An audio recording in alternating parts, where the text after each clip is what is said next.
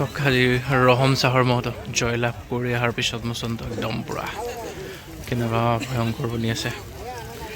আজি ৰহম চাহৰ হাতত অহাৰ পিছত প্ৰথমখন জয়লাভ কৰি অহা মেটচ। আজি তেওঁলোকৰ মনত পূৰা উৎসাহ উল্লাসৰ পৰিৱেশ আৰু মানুহৰ ভিৰ সমাগমটো আপোনালোকে দেখা পাইছে। কিমান মানুহে সেই মহটোক ঘেৰি ধৰিছে। নচুৰ আলীৰ লগত দিছিলে, নচুৰ আলীৰ যোনটো বয়সত ডাঙৰটো আছে তাৰ লগত দিছিলে। আজি জয়লাভ কৰি অহাৰ পিছত মুচন্ত চাওক পূৰা মুচন আছে। আজি আপোনালোকে ইয়াৰ যুঁজখন নিশ্চয় দেখা পাব। কিন্তু আজিৰ সকলোৰে বাবে আনন্দৰ দিন। বহুদিন যিহেতু ই ধৰা নাছিলে, আজি ধৰি ল'লে আৰু এতিয়া চাওক মহটো ৰখাব পৰা নাই। আজি ৰন্থলী ৰজাভেটিত ধৰি ল'লে সি। তো যি নহওক বহুত আশাৰে মহটো লৈছিলে ৰহম চাহে। তো আজি তাৰ প্ৰথমটো মূৰ পাতিছে আৰু জয়লাভ কৰিছে মূৰ পাতি। যুঁজখন আপোনালোকে ম'হযুঁজ ৰজা অফিচিয়েল চেনেলটোত দেখা পাব। ডাকৰঘাট বিষ্ণু মন্দিৰৰ সুন্দৰ মহটো চাওক ৰাইজৰ আগত ত্ৰিদীপ হাজৰিকা।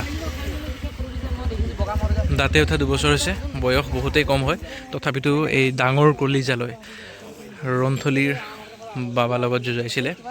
যি নহওক এই ডাঙৰ কলিজাৰ কাৰণে আজি দাঁতে উঠা 2 বছৰ হোৱা মহটো আজি আপোনালোকে এখন সৰুকৈ হ'লেও খেল দেখা পালে। গতিকে কলিজা এনেকৈ ডাঙৰ সকলোৰে থকাটো নিশ্চয় জৰুৰী বুলি মই ভাবোঁ।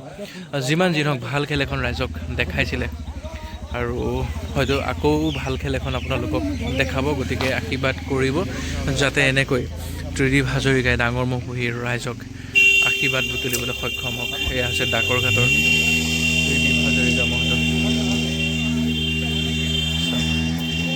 কি সুন্দৰ মহ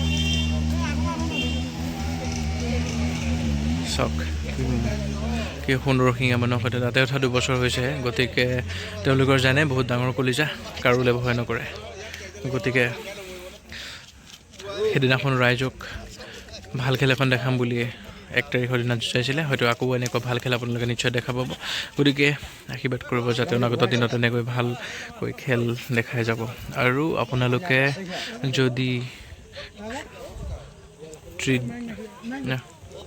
যদি আপোনালোকে ত্ৰিদীপৰ মহটো আপোনালোকৰ নিচেই কাষত বিচাৰে মোৰ লগত যোগাযোগ কৰিব। মই আপোনালোকৰ খেলপথাৰত নিয়াৰ ব্যৱস্থা মই কৰিম। আৰু এয়া ত্ৰিদীপ হাজৰিকাৰ মাক চাই লওক, ত্ৰিদীপ হাজৰিকা মাকে ধৰি আছে আৰু কিমান আশাৰে আজি মহটো লৈ আহিছে। আপোনালোকে আশীৰ্বাদ কৰক আৰু ৰাইজৰ যাতে মন জয় কৰিবলৈ সক্ষম হওক।